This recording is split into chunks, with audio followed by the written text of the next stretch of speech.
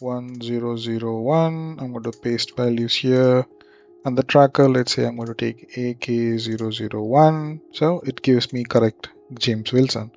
Now let's say I don't want the personals, I want the details. It gives me engineering.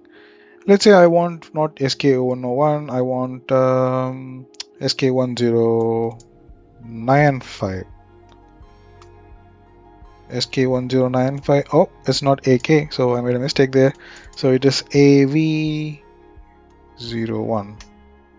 And tada, it gives me the correct one, engineering. Oh no, but I want the financials. And it gives the correct details also. So we established a complex lookup purely using a function called MultiLookup. And this would have taken a long time if I use a normal function. Let's see one more case scenario. Okay. So let me zoom out a bit. So this one has different unit IDs and the projects, and then the amount of spent hours and earned hours in January, in February, in March, in April. Now all I have to find is, given a project ID, given a project name, given a month, and given the hours type, basically spent or earned, what is the hours we actually, like what is the hours? That is what we are trying to find out. Okay. Again, this is a four-way lookup. Imagine it's a four-way lookup. We have to take this unit ID, match with this. We have to take this project name, match with this. We have to take the month, match with this. We have to take the hours type, match with this, and then return the value that's coming here. Okay.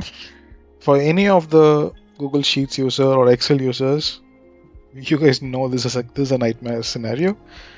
But let's try to simplify this. Okay.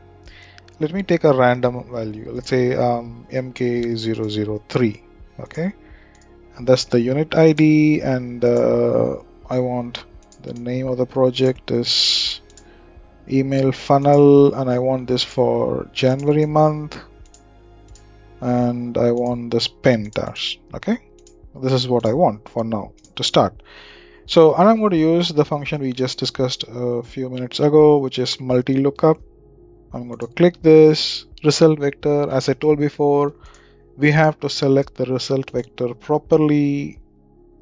The way to select everything is Control Shift right side to go all the way to the right, Control Shift bottom to go all the way to the bottom. So that selects the full range of the result vector. It's important you do that. Comma, search vector 1. Again, like I told you, it's important you come to the correct row or the column. You don't have to select everything. Just select a random item, and that's it.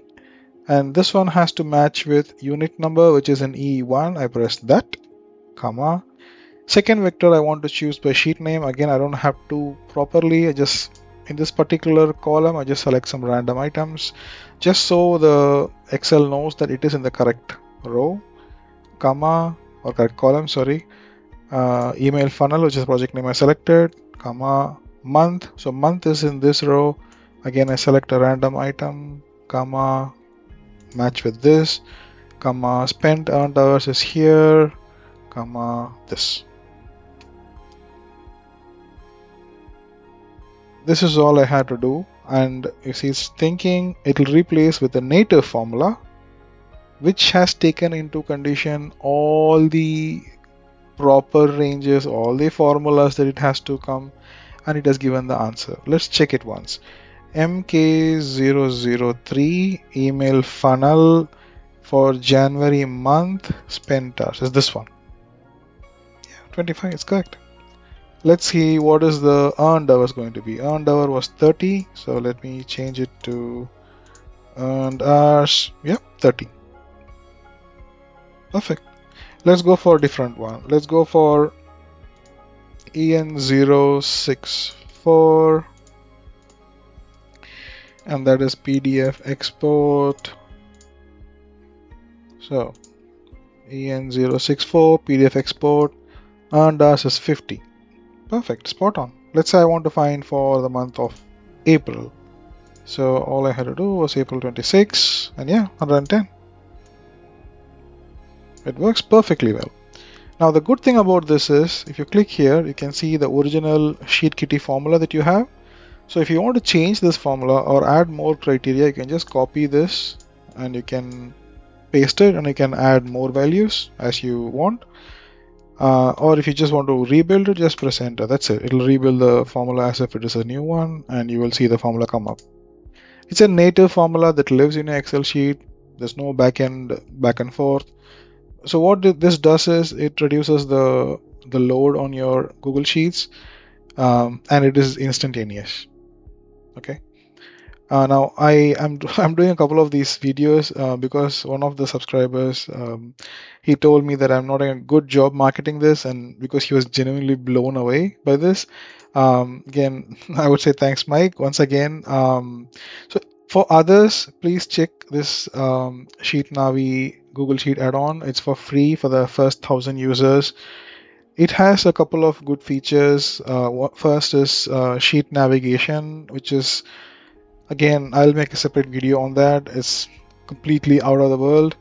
Next is MultiLookup, which is what we just saw. Auto sort is basically something that sorts automatically even when you close the file. Once you set a condition, it keeps sorting. Multi-level dropdown is something which was very close to me because I had a lot of issues setting it up first when I joined the career. So these four basic things for Sheet Navi. So I'm just promoting this one aspect of this tool.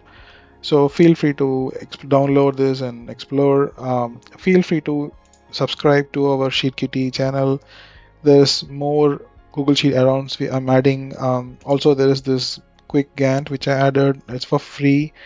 It makes preparation of Gantt pretty easy. It gives resource sheets. It gives lookaheads. It gives delete activities. All kinds of things and progress. If you have some suggestions, feel free to drop by. Again, that's all for today. Thank you.